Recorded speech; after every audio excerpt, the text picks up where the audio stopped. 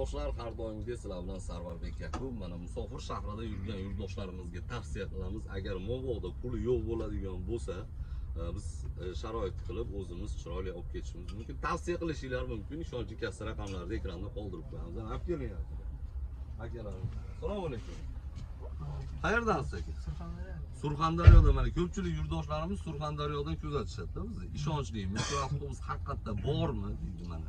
Siz nima deb tavsiya qilib o'tasiz? Borlik uchun mana kelyapmizlar. Borlik uchun kelyapman mana. Bor narsani gapiryapman mana. Surxondaryolik og'alarimizga mana tavsiya qilib o'tasizmi avtobus? Ha, tavsiya qilamiz. Yaxshi. Jarakan avtobusga. Assalomu alaykum. Va alaykum. Qayerdansiz aka? Qozog'iston.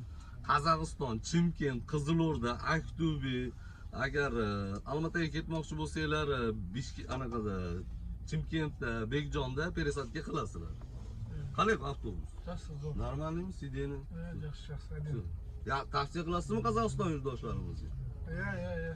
Tanlovda adashmanglar, mana Qozog'istonlik yurtdoshlarimizdan keladi. Assalomu alaykum. Assalomu alaykum. Qayerdan? Samarqand.